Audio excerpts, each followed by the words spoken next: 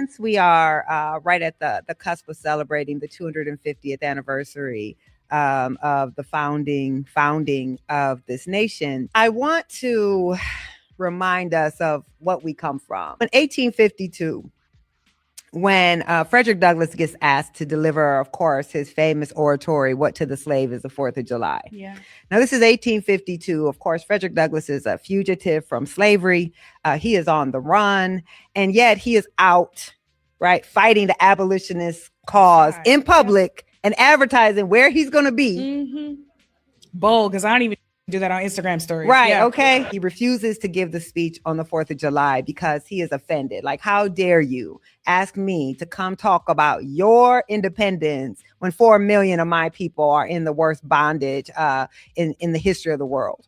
So he gives a speech. What to the slave is the 4th of July. And 13 years later, slavery will fall. Mm. Now, there would be no reason, no historical reason, no logical reason to believe in 1852 that slavery could fall in 13 years. Mm. We were almost at the height of slavery in the United States, and yet it did. And he had to believe, and all of the abolitionists who fought had to believe that it could happen. Yeah. Black folks have been asking for reparations for almost as long as slavery existed. Mm. Most of us never got them, but that doesn't mean that we never will. Since we are right at the cusp of celebrating, was built on violence and subjugation and chicanery and confidence men and shenanigans and corruption. But it is also this amazing expression of human possibility.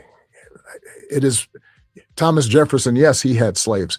And not but, and yeah, he penned some of the most important words that were ever written in the annals of humanity.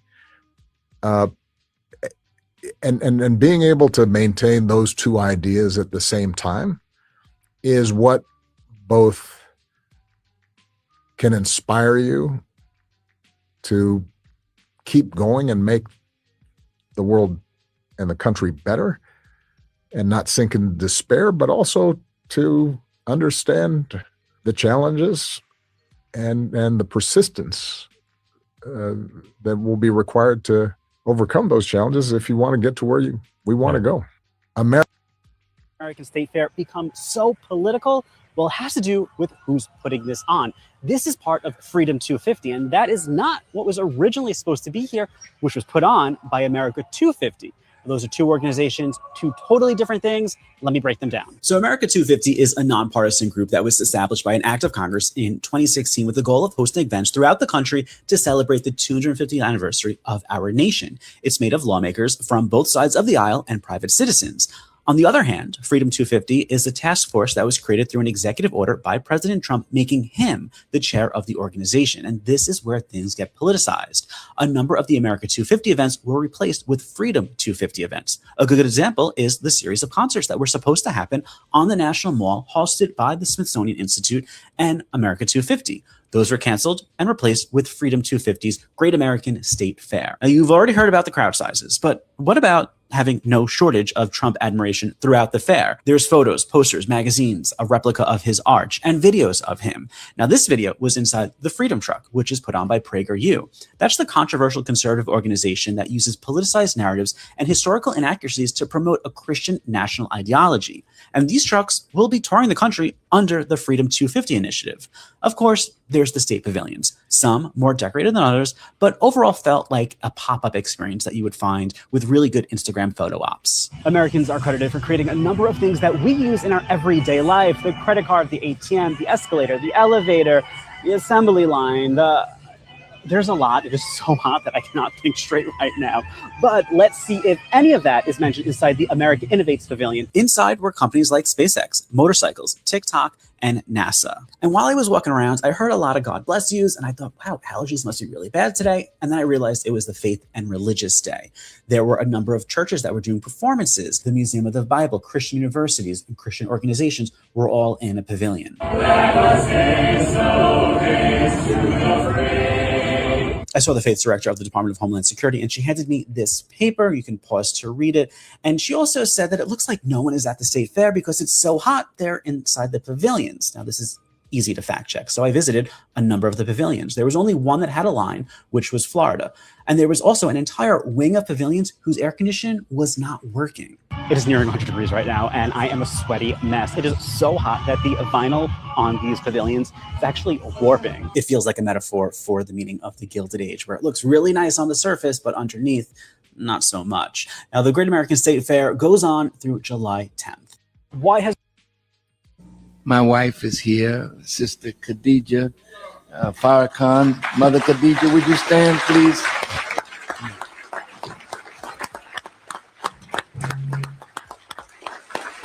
Now, wait a minute. Could you sit and let her stand? Because I want them to see her, you know. Now, you know, we've been married 58 years. Wow. And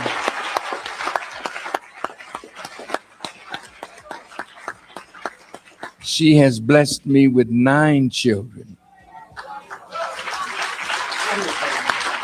And this one here by himself.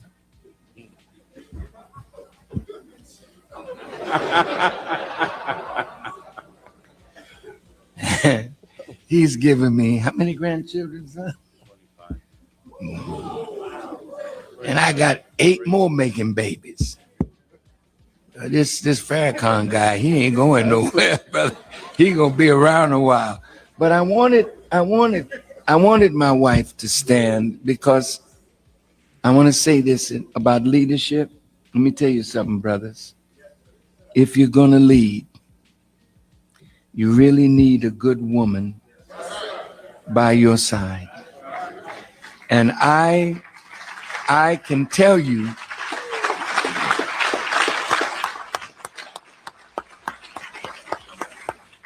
that I would not be who I am or what I am if God didn't bless me with who she is and what she has done to complement me and to help make me. You say, what, Farrakhan? Yeah. A woman properly taught and trained will help a man to be a man. And in the class that the Honorable Elijah Muhammad set up that trains women, my wife was in that class, but even before she got in that class, she and I were like, well, put it, soulmates.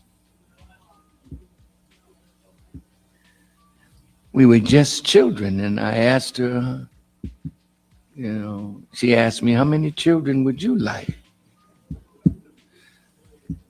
I said 3. And I asked her, how many children would you like? She said 6.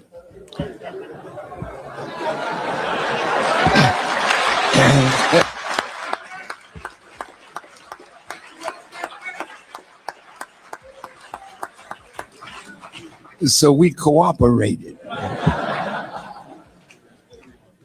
Yeah. And I'm saying this to young men in leadership, young women in leadership.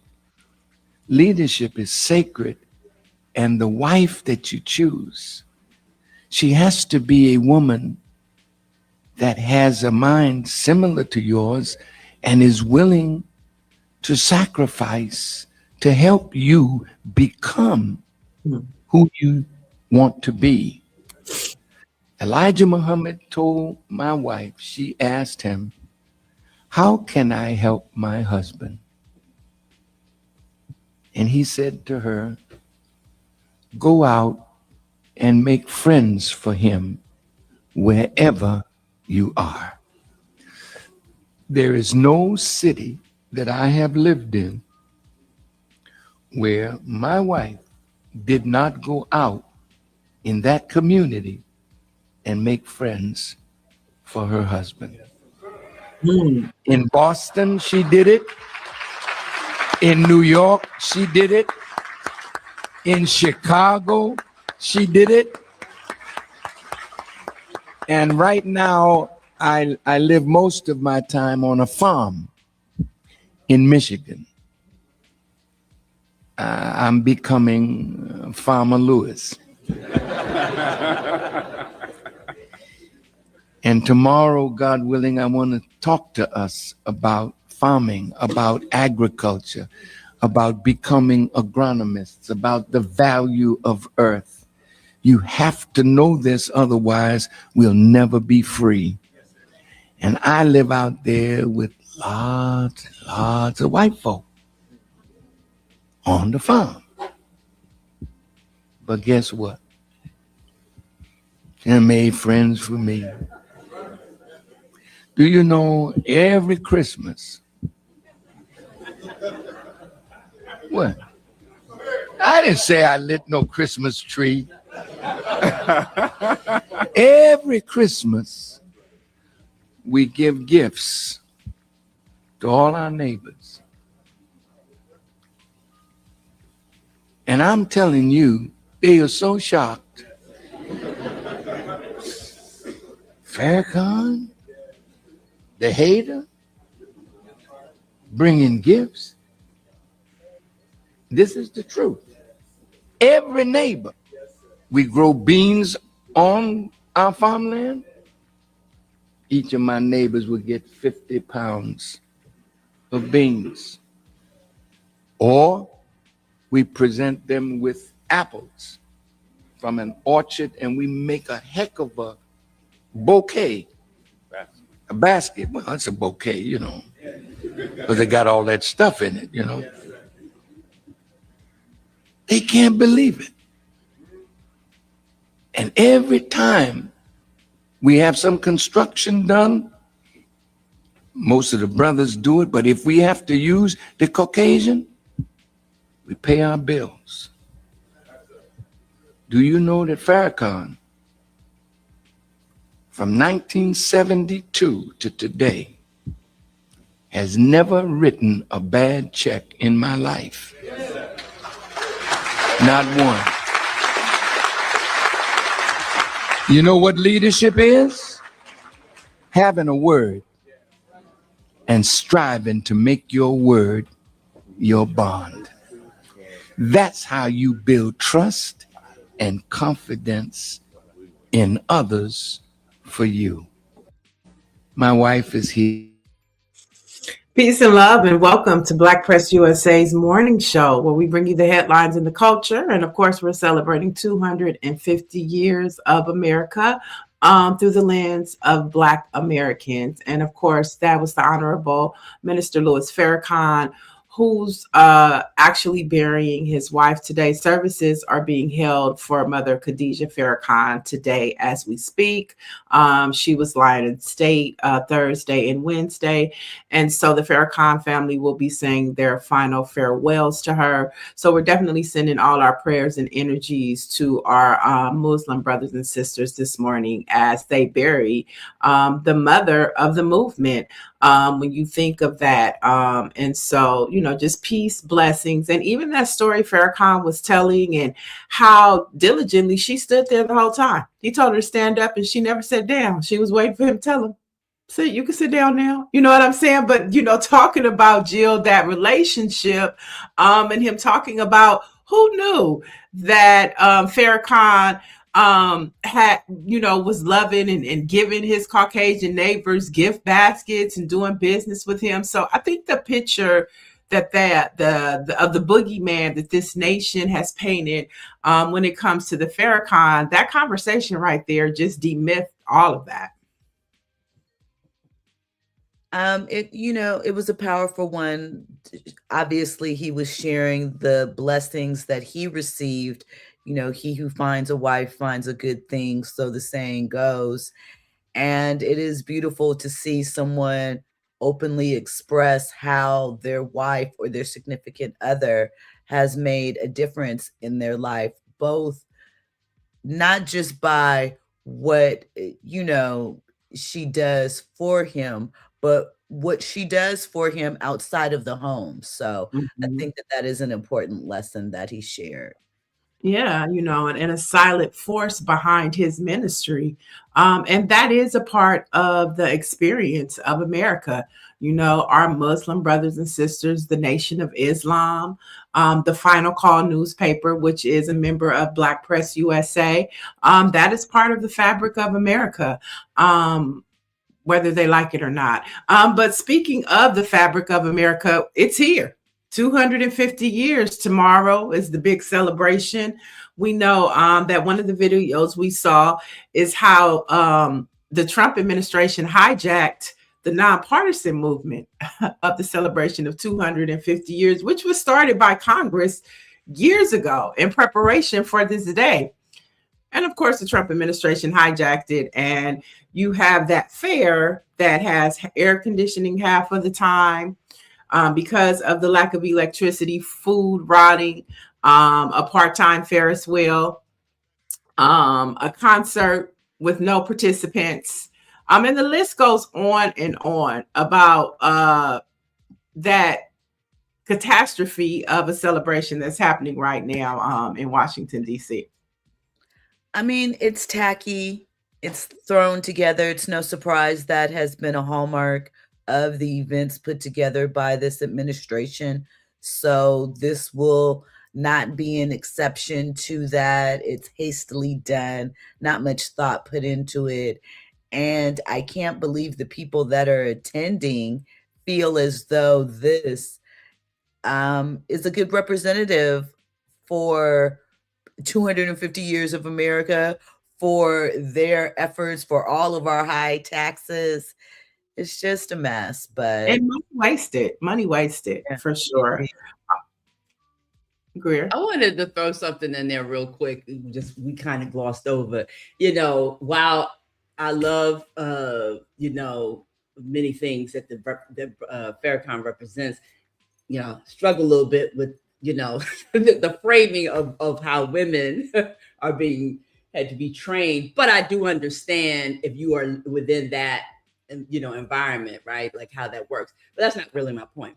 A point was what Farrakhan means to Black America, right?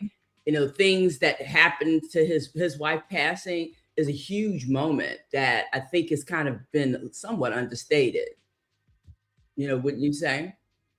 Oh, 100%. That's why we put it in the show, because just like the Black experience with 250 years, I mean, if we don't talk about it, who will, right?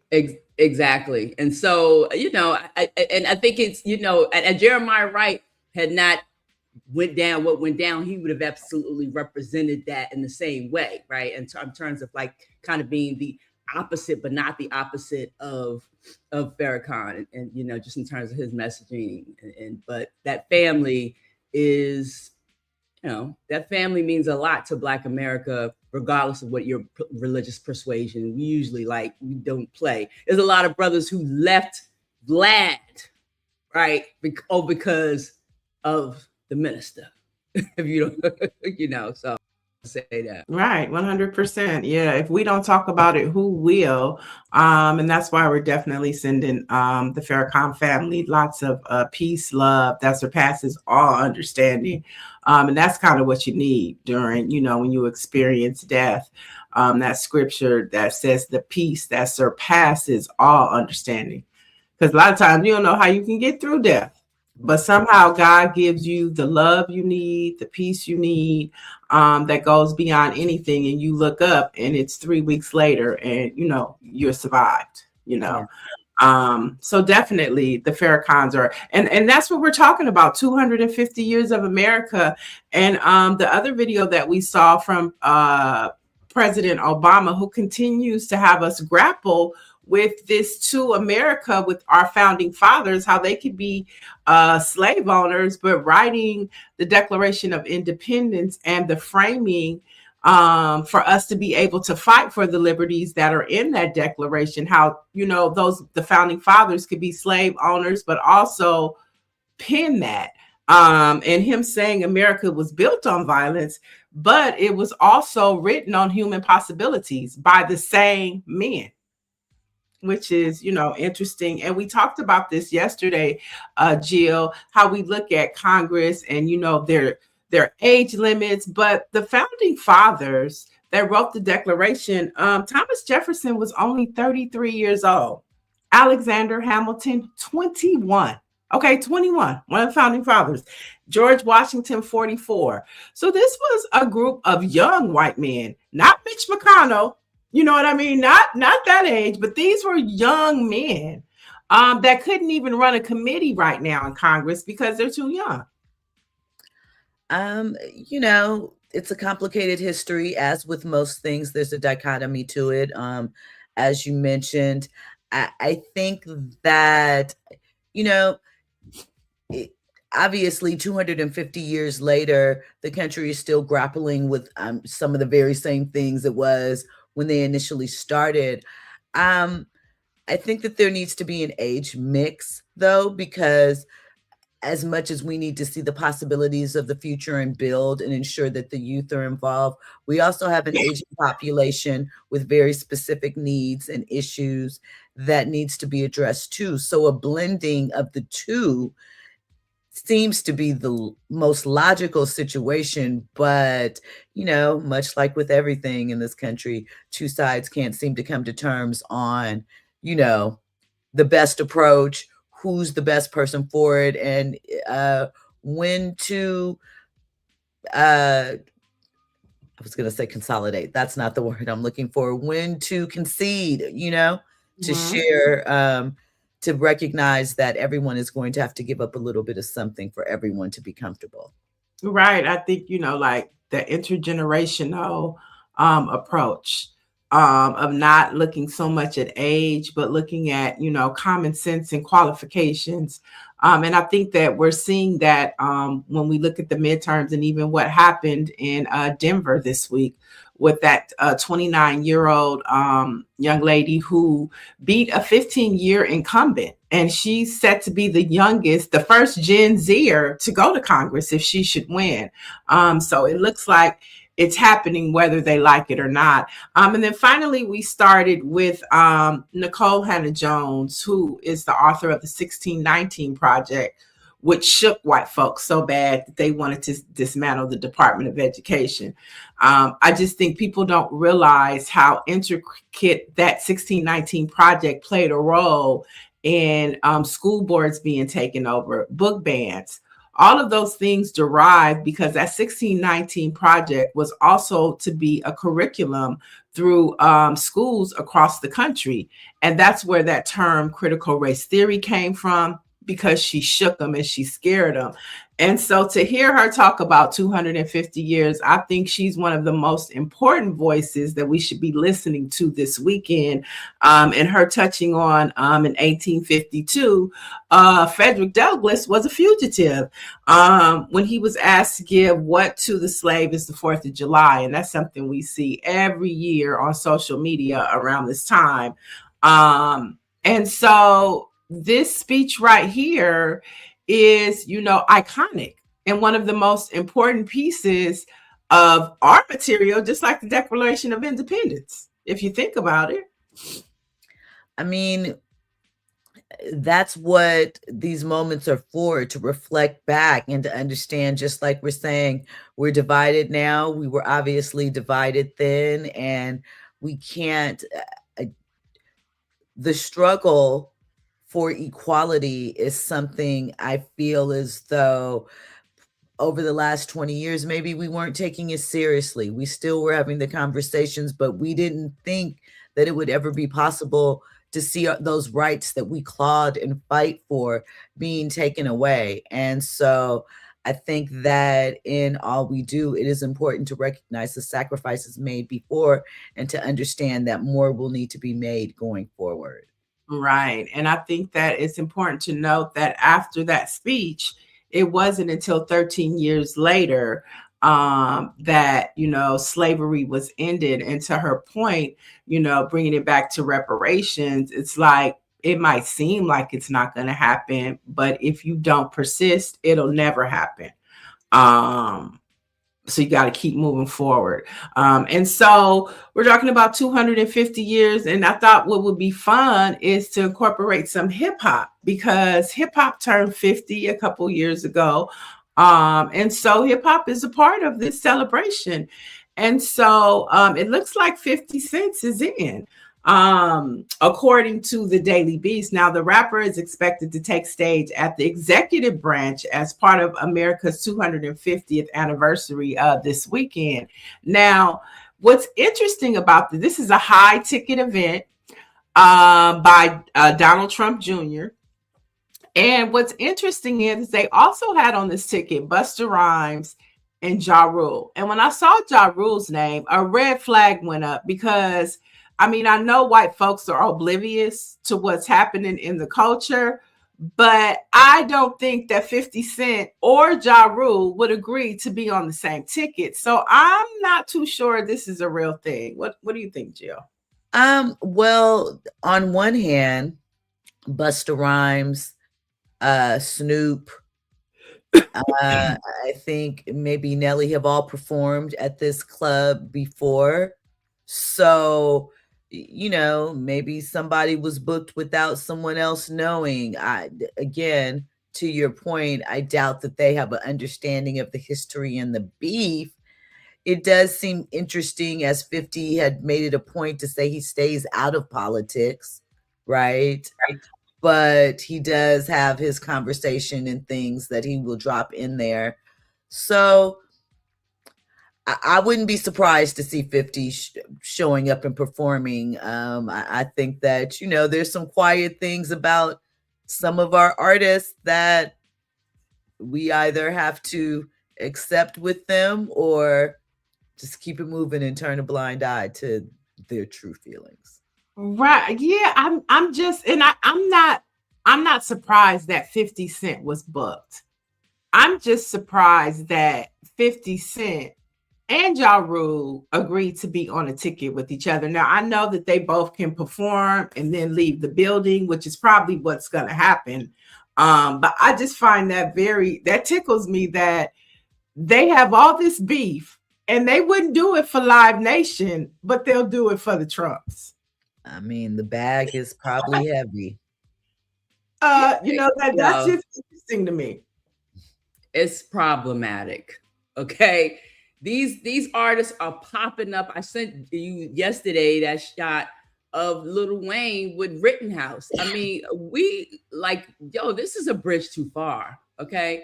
And that we've become so comfortable in allowing somebody, I mean, let people do what they want to do. But it says right now to me that there is a huge divide. You know, when hip hop, we felt like we was a part of it, right? We felt like we was on the same level at one time, because you would never see anything like this. You would never see a Lil Wayne, a real G. You would not see him sitting, chilling with a Rittenhouse. And you would not see, Chuck D performing at the White House. And so I'm sorry. This is like, it's just hurtful. It honestly, it's just hurtful to see this is where it's like we've gotten comfortable. Tupac would not do this. I'm sorry. I don't believe he would. But Eazy-E did. Yeah, but come on. We're not talking about the same, you know what I mean? Eazy-E did a lot of things for money. I mean, but that's sort of my point.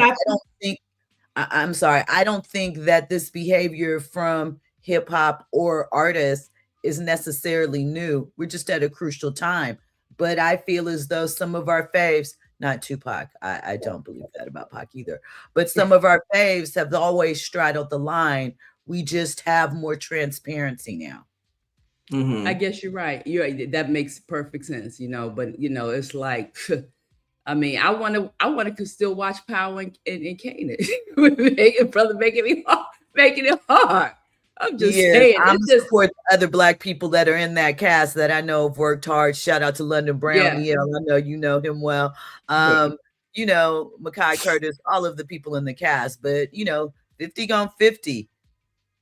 Right, right. And I saw that when all those conversations came out this week, he was on a boat talking about people are idiots. And so I'm like, but he didn't deny or confirm. So we'll see. It's going to be told. I think the concert is supposed to be tonight. So we'll see if he performs, because I'm sure Donald Trump's granddaughter, who is becoming a socialite on TikTok, will have all the footage for us to see on her TikTok. Okay. I don't even follow the girl, but they keep intruding on my timeline and, forcing her to be in my algorithm. I'm like, I'm not asking to see her golf, be at the White House, hang out with her girlfriends, but she just keeps popping in my timeline. But now I want her to be there because I want the tea to see if this concert and this lineup really happened. But like I said, we're talking about the contributions of hip hop in this bigger conversation of 250 years. And so July 4th marks the 30th anniversary of Tupac's final live performance at the House of Blues. And our next guest produced that concert, and he's here to give us an account of that unforgettable night. He's James Farr, host of Conversations Live, Altadena Rising with James Farr on KBLA. Good morning. Good morning. Good morning. Good morning. Good morning, Niel and Jill. How are you? Good. You guys kind of know each other. You're from the same home team, right? Yeah, we've seen each other a few times. No, absolutely. I woke up and I'm listening in the background, and I said, "Wait a minute. Why am I hearing Jill?" And I'm like, "Am I not awake yet?" And then I get the screen up. I said, "Wow, it's a KBLA get down the day before the country." I guess goes down or goes up. I don't know what's happening tomorrow. I don't know, but I didn't see that. Hilarious. But for those of you who don't know, you guys can check out KBLA.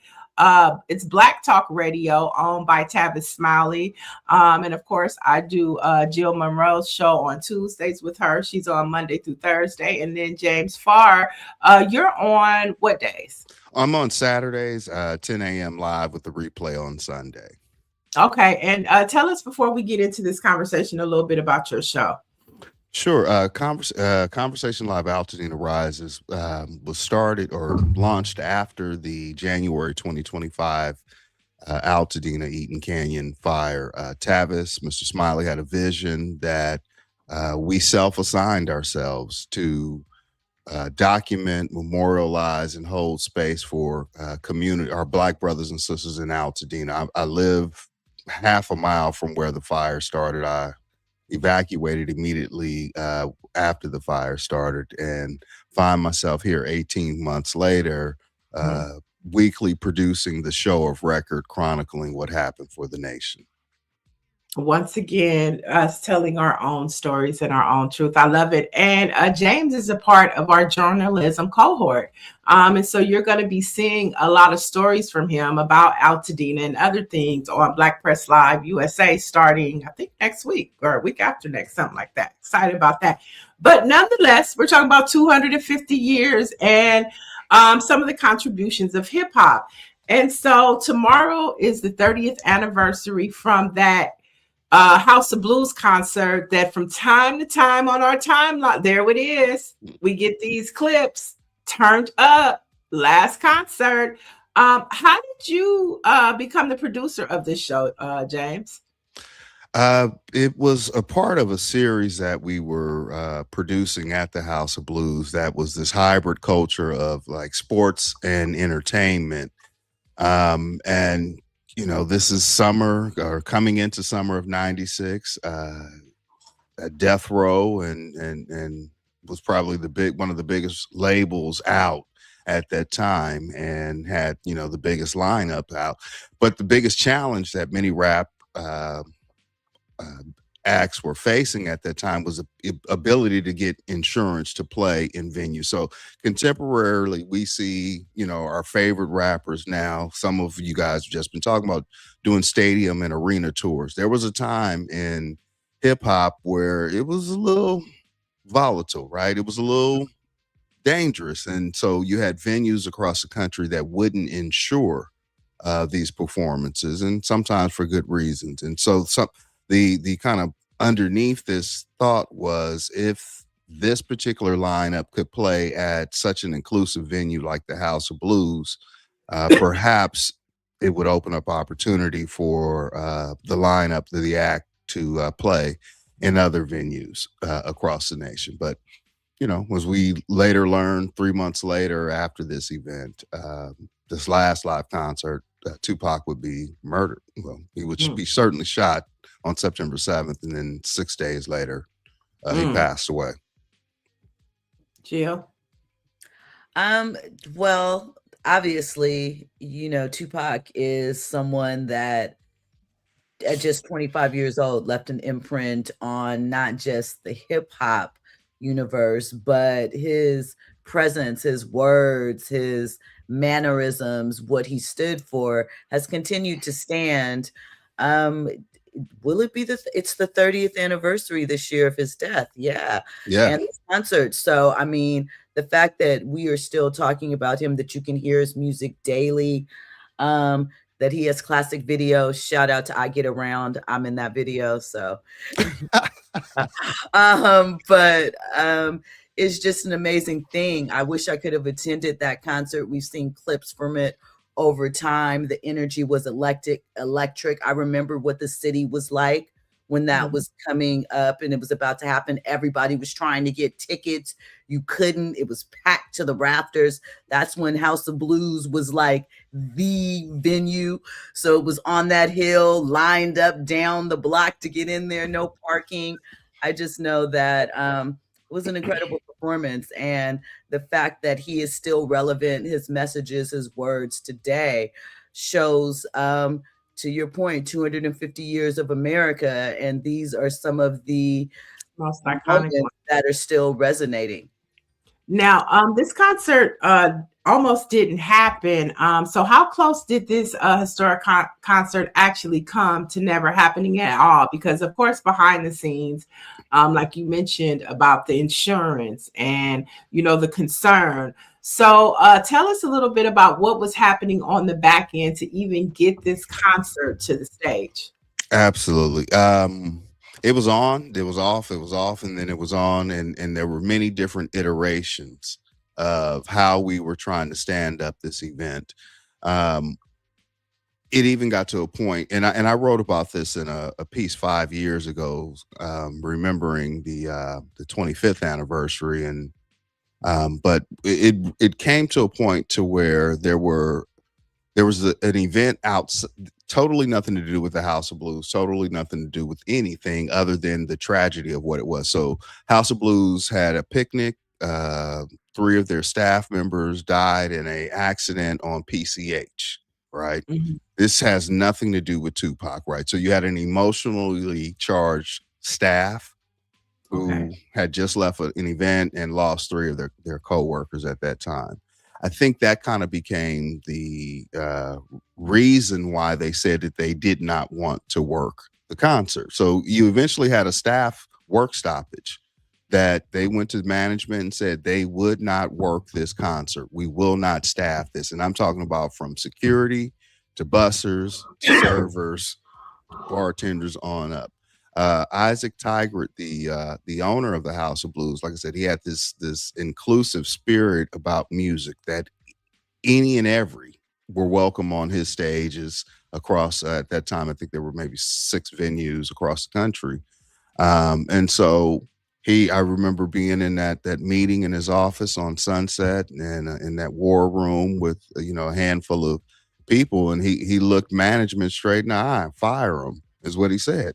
Hire temporary workers. But what you won't do is inhibit this event to go forward. So we took some other measures like putting the tickets on sale only at the venue. We adjusted the start time for the concert. It started at, if memory serves me correctly, around 2:00 in the afternoon. There was all sorts of pressure from police and public safety. And we had to go through extra measures to kind of shut down streets and all of that. But I mean, that is it true? Is it true that you couldn't put Tupac's name on or you didn't put Tupac's name on the ticket? Boy, you did a little bit of research. Yes, absolutely. So I've heard so many different things about what this show wasn't, and I've seen flyers. The video that came out afterwards was just that. It came out some years after the concert and his death. But as a means of kind of, everyone knew that if Snoop was there, if Dog Pound was there, if Casey and JoJo were there, if Danny Boy was there, if the whole Death Row lineup and everybody else and their mama who wanted to be there was there, that if Tupac was in the building, Tupac was going to take the stage. But we knew from the onset that he was the headliner, and that's what it was going to be. Mm-hmm. All right. So of course we're talking about 30 years since that performance. How do you think that specific night at the House of Blues helped legitimize hip hop to corporate America and permanently shift the culture? Oh man, that's such a good question, Neil. And I mean, I certainly think it added to where we are right now, but we were at a very volatile time. So what was happening in music, and Jill may can add to some of the. You had a tour that was started called Smoke and Grooves, which came out of House of Blues, and so you started to see this fusion. The only rap acts that were playing were kind of like a Fugees, a Cypress Hill, kind of a hip hop alternative lineup. Kind of became the precursor for what we see now of these, in Astro World or many of the other kind of younger festivals that have popped up with, tens of thousands of people. So I don't know that the death and violence around hip hop was good for the business at that time. In April the next year, right in Los Angeles, Biggie Smalls would be killed. It was a different time. For me, I didn't think much about the show other than it was a show. I was headed to Atlanta in the summer to do things at the Olympics. Fairness, Tupac was a rapper to me at that time, right? He's 25, I'm 22. Everybody that was involved with that show was under 30. So there's a lot of ego, and I don't care if you That's you? That's me in my office. Me and my mom. Yeah, that's me at 22. I know, good looking guy. I know. Don't worry about it. You have something. But it was a time then that we were all so young. Everybody. That was the best time of just anything and of any era. Like Jill has her memories of, she says she was in I Get Around video. I remember when Tupac was trying to be in with the Dog Pound at Mental Mondays, with Jason and Damu, and him trying to be down, and they was like no, but then the next week, and Diddy was walking up the steps inviting us to go to Vertigo's to see his new artist, Biggie Smalls, Glam Slam, and Tupac just low-key sitting in the building, and Biggie's debuting Party and Bullshit. I mean, that was the time. It was at a high. Jill, chime in on this. So I was at that party with Puffy when he introduced Biggie at Glam Slam. I also had my 21st birthday at Glam Slam, which Tupac performed at. It just, everything was bustling. I started working in hip hop during that time period. So it helped shape me as far as professionally. And it just, it was young people figuring it out, taking whatever was available to them and creating magic. We didn't know. Right. You just didn't know. Like Puffy was so accessible. Right. It was like, we're I'm a songwriter. She's a singer. Here's my number. I'm staying there. Whoop-de-whoop. Call. Okay, meet us at Glam Slam. It was just that. And then you had Snoop walking around upstairs. I remember the arena. It was just such a time for hip hop. And when you think about hip hop today, it's just, they don't even understand the levels and the times that were had during that time. And we really don't know what happened.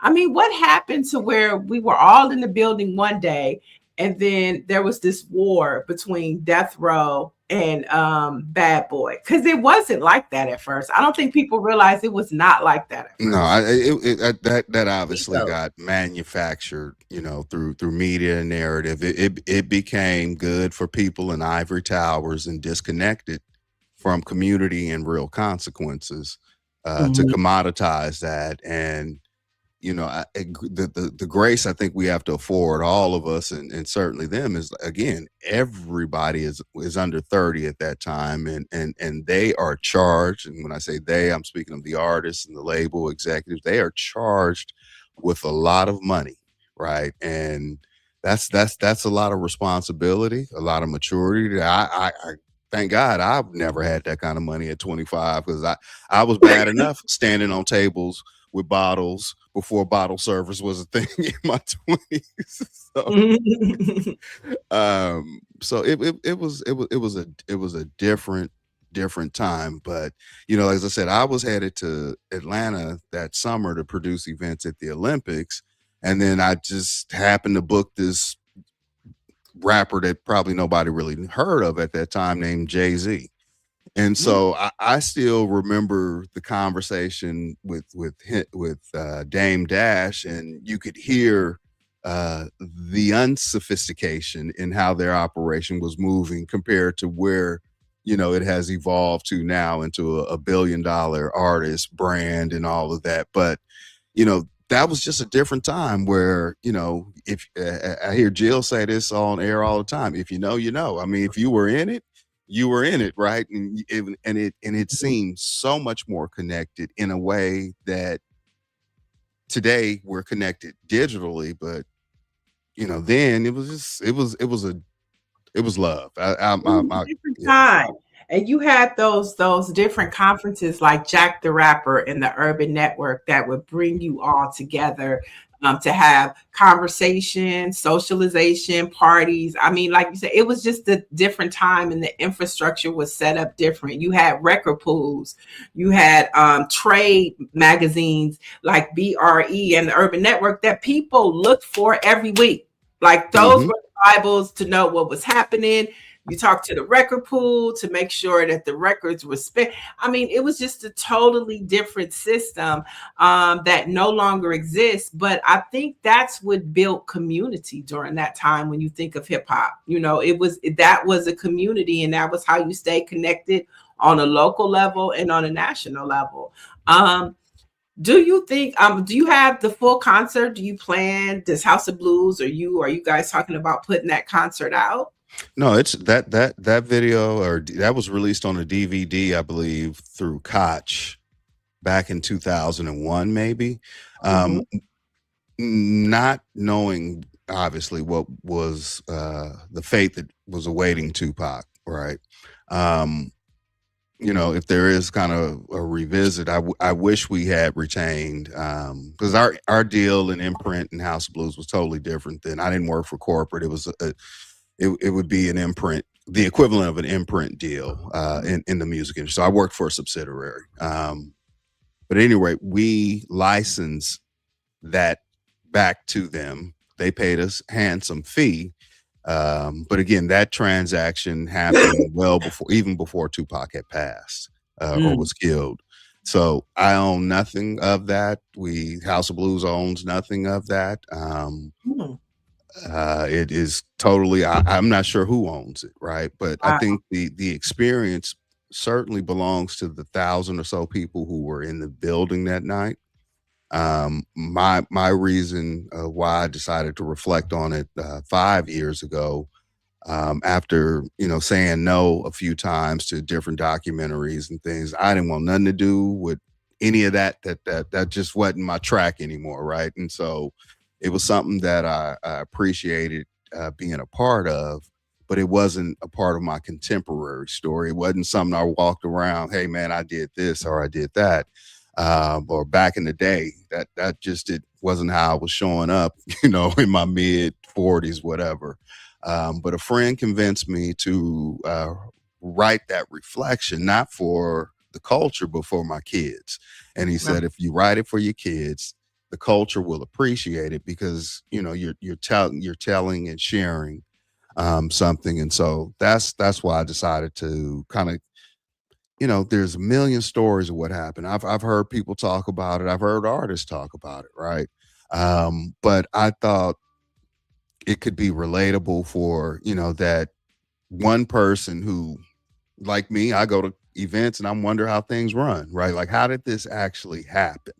And so I wanted to ground that experience as a 22-year-old who only had a fax machine. We didn't have emails, and I may have had a Sky pager then. I don't remember.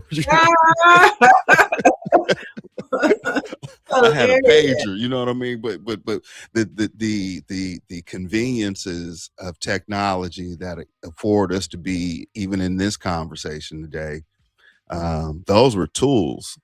None of us had. I mean, right. Well, we want to thank you for pulling up and sharing this story. And we'll continue to remember Tupac 30 years later. And it's good that you bring that up in context of us celebrating our country. Hip hop has played a lot in that. And one of the things that before we let you go, the takeaway that you just said is that everybody in that concert was in the moment. There were no cell phones up trying to record it and capturing it. Everybody was just one body, one mind, grooving to Death Row. Thank you for sharing that memory with us. Look at that. Absolutely. Thank you both for having me. For sure. 100. All right. We'll talk to you soon.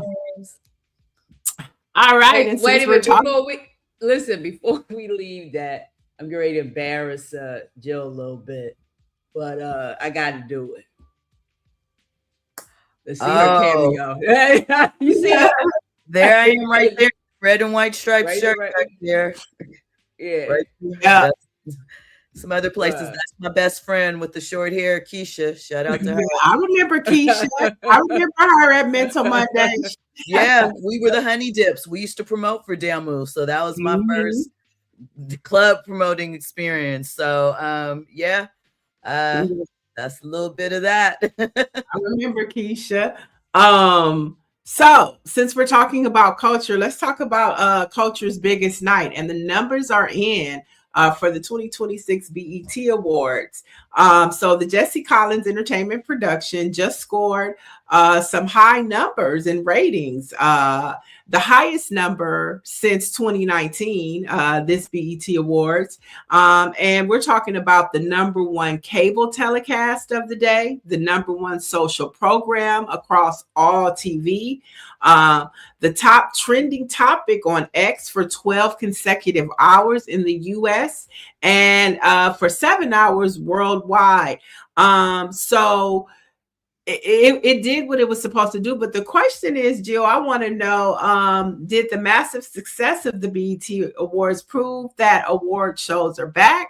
Or was it because of the Drewski factors and the viral social media moments? Which one do you think it is? Social media is always the driving factor for many things at this point in time. It is our first screen, where the TV used to be the first screen, the first screen. So I think that off top helps. But I think the involvement of Drewski's native land is digital, so to speak. So getting someone that is Gen Z, that has the attention, and also this year brought back, we saw some of our legends actually step back into the building. There's always the conversation of our biggest and brightest showing up for our award ceremonies. And in this instance, they did. You had Janet Jackson there, the tribute to Lauryn Hill that had many, classic individuals. I don't know about that D'Angelo tribute, but shout out to them. And there were some moments where it felt a little disjointed, but I think the fact that they made an effort to bring Drewski in, who, his videos do millions and millions of views within hours of him putting it up. So I think that was a smart move. Yeah, a lot of people were interested to see if his skits translated into good hosting, and it seems like he met the mark on all levels. Even that viral moment with him and Keke Palmer, That was huge. That was an amazing scripted moment, playing off of both their energy. I mean, I think Kiki would be a great host for next year, but I think it worked. It worked. Mm-hmm. Yeah. Although, what I did hear a lot, though, they moved the pre-show completely to YouTube. There wasn't a lot of information out on that, so a lot of people missed it. And then the interesting thing is, we know BET Plus as a streaming service no longer exists. It's been folded into Paramount. Correct. But they did not stream the awards on Paramount Plus, which, some people were like, well, wait, how am I supposed to watch this? And so a lot of people had some issues finding it. But but they streamed it on like 5 other Paramount owned channels. I know I saw Nickelodeon, I saw VH1. But if you don't have cable, it doesn't matter if it's on Nickelodeon. And they've been doing that for years. VH1 like streaming it across the Viacom channels. But if you're only a streamer and you only have these platforms, then you might have had a hard time figuring that out. Right. Or you just watch the clips on social media.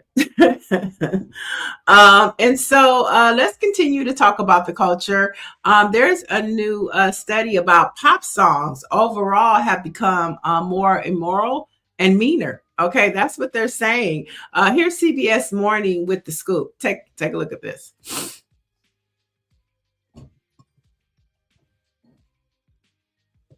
Story 4.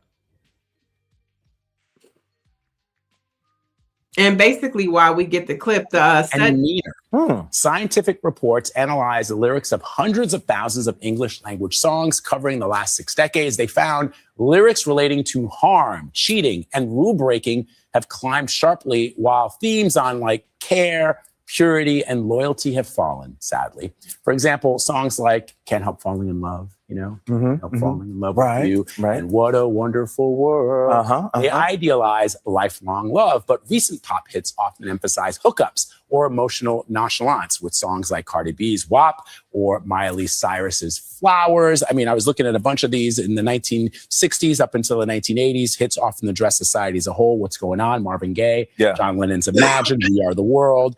Modern hits frequently focus on personal experience, like Olivia Rodrigo's Driver's License or Anti-Hero by Taylor Swift or Happier Than Ever by Billie Eilish. There's a whole list of songs that you can go and compare and see how lyrics have changed over the years. I feel like I've noticed that a lot of the hits that we praise today are about heartbreak. Yeah. Being disappointed by a lover. And I know this isn't new, but I feel like artists are leaning on that more often. They are. Look, going back earlier generations, Stand By Me, Bridge Over Troubled Water, Lean on Me, You've Got a Friend. Today, it's Before He Cheats, Good for You, Kill Bill, right? Do you think that's just because we're talking about these things more openly and publicly? Because, cheating and being brokenhearted isn't new. I think that's it. That's a tale as old as time. I think it's also lucrative. Like artists know, like when you pull at somebody's heartstrings and they're invested in your heartbreak, they're gonna listen to you. They're gonna stream you. Look, there have been songs about heartbreak forever. Crazy, Patsy Cline, and I'm So Alone So I Could Cry, Hank Williams, but it seems like it's more prevalent now. A new study suggests songs are meaner. Heartbreak. What do you think? Do you think there's any truth to that, Jill? I think that, as we have evolved over the last 50 or 60 years, so what that means that he's going back to the 60s, or that study did, you have to think that our communication resources have opened up. So, it was just radio initially, then it was radio and TV, then we got cable and music television. And so I think that there's more outlets. The thing is too, what type of music? Like, we know that pop, the definition has expanded over this time, so I also think it's obviously a reflection of society and the way that it has moved forth. So, right. I think if you look for love, you'll find it. It's there in the music too. I do think that the art of songwriting has dwindled in today's time, and even the structure of the song. Like, I love a good bridge. You don't find bridges anymore, and songs are much shorter than they used to be back in the day. You get a 5-6 minute song now. A song is maybe 2 minutes and 50. They don't have no bridge. I think we've gone back and forth with that, like with the lanes too, because if you think about it, when we still had like 45s and stuff like that, songs were either longer with less on an albums. There could be a 6-song album, or the songs were shorter because there's limited vinyl space. I do think, to your point, the craft of songwriting has diminished, but I think also if you look at our education system, if you look at where, you know, English classes and structure, they've taken music out of schools. I think all of that plays a role in the changing landscape as far as music, because they're not being taught instruments and music, you know. And the art of songwriting. I mean, like we could just take artists like Luther Vandross and think of his catalog. Just the art of storytelling, I do agree, I think is lost with this new era of songwriting. I love the way I love a good bridge. I mean, and the fact that they are no longer in songs, it's like they're missing out and they don't even realize it. There's just an art and a technique to songwriting that I think, like you said, has dwindled and gotten lost. And you know, when we hear songs today, like what the story we're about to talk about, which is not a R&B song, it's a hip hop song, but we have lost some of the like, if I think about, he was talking about you know, say I'm thinking about Aretha Franklin, Say a Little Prayer. You know what I mean? But also back in the day, you had songs like Woman to Woman. You know what I mean? So you did have all of the different layers of songs available to you. You know, Orange Juice Jones, I Saw You Walking in the Rain. Me and Mrs. Jones, right? Yeah. I mean, and that's why I say, like, I think, you know, I get it, but it's also what songs were they looking at on the list? You know, if we look back as 50 years of R&B or whatever, there's still love songs out there, but there's another music that has sort of stepped into the mainstream, the most popular position. If you were to go back to disco songs, you know, are there songs about the dance floor anymore? Not really. You know, so I think part of it is just the times that we are in as well. But 100%, because you could even talk about gospel music too, and the changing of it, like where it used to be the big choirs. You know, now we're down to praise and worship teams. You know, you talk about, you know, the artists of yesterday, and then you have artists today who are making more contemporary music. And so, I mean, just the industry is changing, but it's just changing and we have to adapt to the times. But I do think that there is space to bring back that old school feel. And like when you listen to Chris Brown's new album, it's like he tapped into that old school feel. So it's not like artists that have had like the love thing. You just probably gotta look a little bit more. There are like 8 million songs released today. Can't tell me that there's no love in that mix. It's just probably so let's talk about the biggest cultural debate this week. And I'm talking about Young Miami and India.Arie. So Young Miami, of course, she has the undisputed summer song. Okay, talking about Spin That. And India.Arie, you know, after the BET Awards, she took to social media saying that the song is a crystal clear sign of a bigger problem and a rude awakening that not everybody wants to be free. Now, many thought that India.Arie was calling for a boycott, but then she took to social media again, clarifying she isn't calling for a boycott, but she's deeply concerned about the frequency and influence it has on the youth. So the question is, does India.Arie have a point?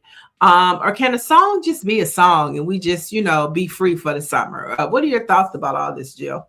I mean, she does have a point, but at the same time, people need an outlet. It has a catchy hook, which is the hallmark of a good song. And sometimes, again, I completely understand, but I also think, you know, we were rocking out to Little Kim, Millie Jackson, all of those things. I have never once went and ran a play to get to the bag or things of that nature. Although I've been listening to this type of music, I saw someone else. I think it might have been, I think her name is Dominique Morgan. She's a commentator on social media. Point out that we've also grown up with a lot of toxic love stories. You just talked about woman to woman. Hello, Barbara. This is Shirley. That is not good for my mental health either. That's not activity that we need to be encouraging. So, I mean, I feel like I get her point, but sometimes relax. I mean, right, relax. I mean, when I first heard the song, I liked it. I'm like, I mean, That's a catchy hook, you know, nice. The little content creator made the dance. Everybody's doing the dance, and it's just it's a right there. You go. It's just one of those songs. But India Irie does have a point. I think it goes to, you know, us talking about the songs. Yeah, there is something happening in music that drives her point. But I don't think that Young Miami is the poster child for that commentary. It's just the song of the summer. Go ahead. I'm sorry. Especially considering these past 2 years, kind of the trajectory and path that Young Miami has been on. You think about what happened with the City Girl. She was counted out then when JT took her little vacation, courtesy of the state. She held it down. Then, you know, a lot of people counted her out because of her relationship with Diddy. Nikki Gilbert, actually formerly of Brownstone, is calling for a boycott, but that seems kind of hypocritical when you think about the fact that Nikki spent how many years alleging that the series P-Valley was ripped from a play that she produced. And it's like, oh, but it was okay for you to write this play about strippers and strip clubs. So I think we should pick our battles sometimes. And a song by Young Miami, who, depending upon how you feel or your thoughts are, whatever, the ride and the reputation hit that she took from her relationship choice, you know, it's nice to see her come back because a lot of people counted her out. And so, and I think there's space for both. I think there's space for our neo soul India Iries, and there's space for that anthem for the summer, which congratulations to Young Miami. It's hers. You know, everybody's singing it, even professors quietly in their offices. Okay, they're singing it too. We're all singing it. All right. And last but not least, I definitely wanted to get your take on this because, okay, we're in LA. This conversation about LeBron James is not letting up. Most people are now anticipating, where will he go? Will he go to the Golden State Warriors? Will he go back to Cleveland? Or is he going to go to the Miami Heat?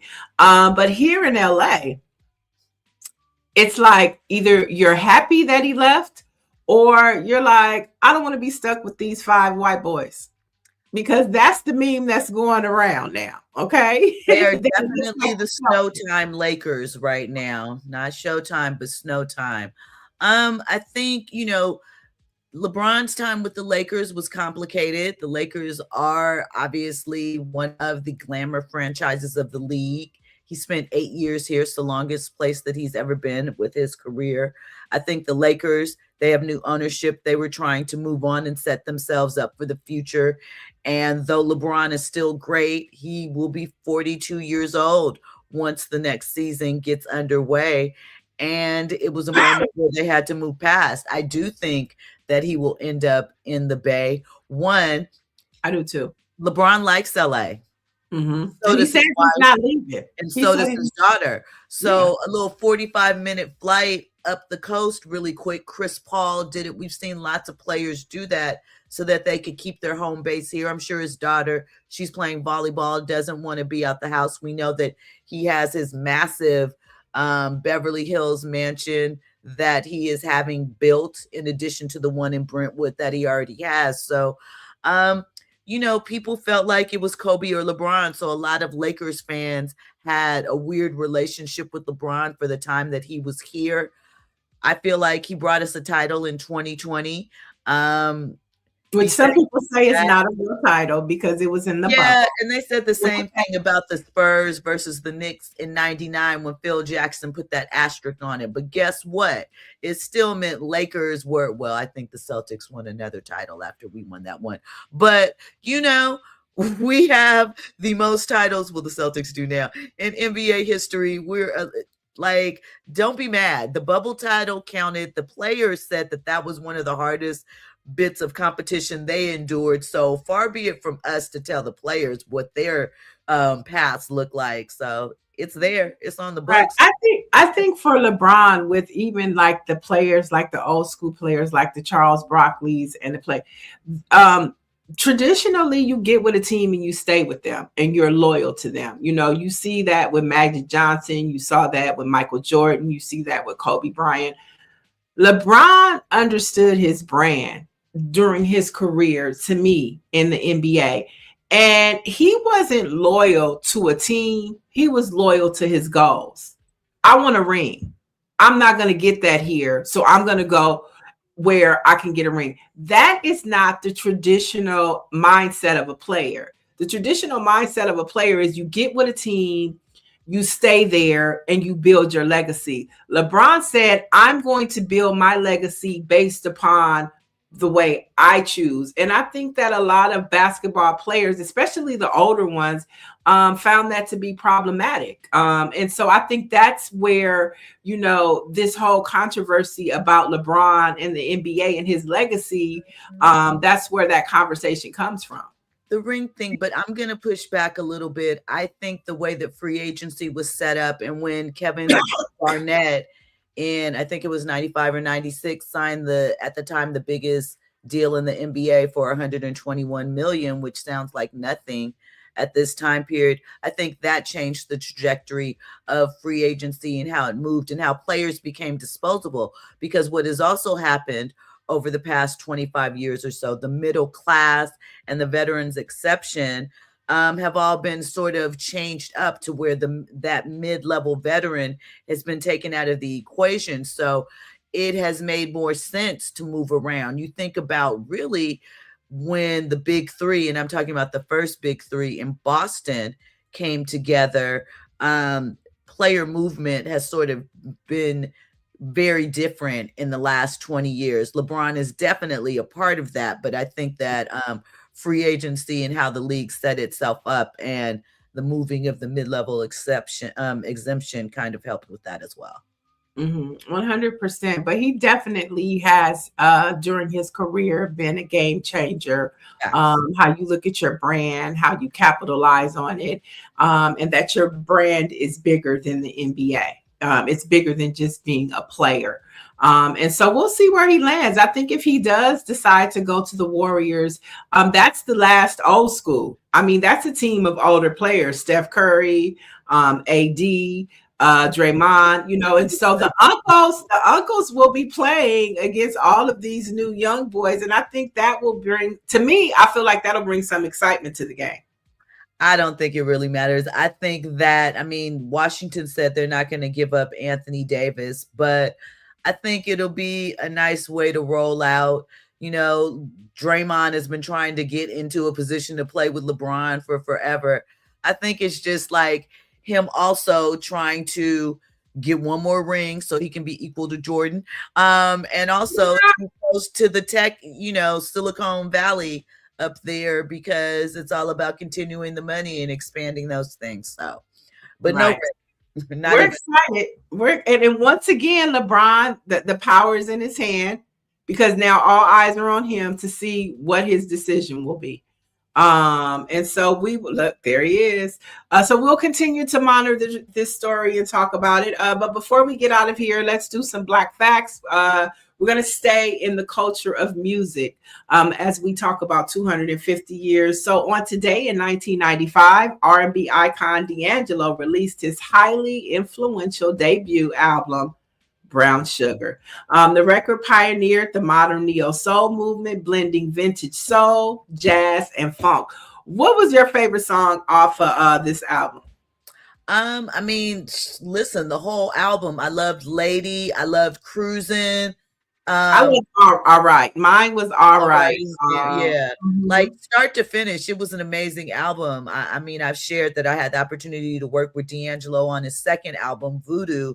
That kicked off a whole new era in music. We were talking about the changes in the 90s and sort of the things. This young guy with the cornrows sitting at the organ, that was new for 90s, Right, you know. right. So And we were talking about song lyrics like Lady.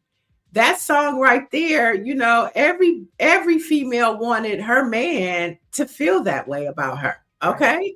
And that also ushered in Erykah Badu. And that India Iries, you know, it started with D'Angelo. And so he's definitely missed, but thank God that he left us some treasures in the forms of songs, beautiful songs, lyrics, beats, music, live instruments, all of it. And then we're going to stay in 1995. It's a big weekend in New Orleans. But today marks the inaugural Essence Festival of Culture. Concluded its historical 3-day launch at the Louisiana Superdome, honoring Essence Magazine's 25th anniversary. It drew over 140,000 attendees with performances by Aretha Franklin, B.B. King, Luther Vandross, and Mary J. Blige. I was there. Susan Taylor was in charge at that time, and I actually was able to interview Mary J. Blige at Club Whispers. So anybody know about New Orleans back in the day, Club Whispers was the place to be. Okay. And I interviewed Mary J. Blige on the dance floor, and I'm so glad she didn't brush me off like she used to do a lot of other people, because I talked to her about her hairstyles and she enjoyed that conversation. yeah, because Miss Mary, we know Miss Mary wasn't always the nicest. You know, it's an important part of the culture. It brings people together. It is, you know, experiencing a rough time as it changes and tries to adapt to the new environment. I have actually only been once, and that was in 2019. That was the only time I went to the first one. That was it. Really? Yeah. I enjoyed myself immensely when I went in 2019. I think it sounds like a good lineup this year. They're honoring Missy Elliott, Brandy, Mona Scott Young. You saw Cardi B there. She's going to be performing. So I think it'll be a good time. Babyface, Leon Thomas. Seems like a good night of shows to me. Yeah, I'm going to live through it on TikTok and social media. Definitely. I think I'm allowed to say this. I think they're going to be streaming it on Prime. Right. I watched. So the past few years, I've watched it. It's either on Hulu or Prime. It's either one of them. It's going to be on Prime. I think I got a press release yesterday. Okay, Prime. They were announcing it's going to be on Prime streaming. Perfect. Okay, because the prior years they had it on Hulu. I remember. So it's a good way to spend your 4th of July weekend live streaming the concerts. And you know, you can make your own Essence Fest in your living room, and that's probably what I'm going to be doing this weekend. Okay. Amen. Amen to that. All right, Jill. So thanks for always waking up and having these cultural conversations. We truly appreciate you. Looking forward to joining you back on next Tuesday. Your show on KBLA comes on at what times? 6 p.m. Monday through Friday, 6 p.m. Pacific Standard Time. You can catch us live on KBLA Talk 1580 or on KBLA Talk 1580's YouTube. All right, folks, enjoy your holiday. And we'll be back on Monday with more news, views, headlines, and culture. And for the latest in Black news, I almost forgot, y'all, head on over to Black Press USA. I'm sure we're going to be having some 250 stories over there for you. Peace and love, y'all.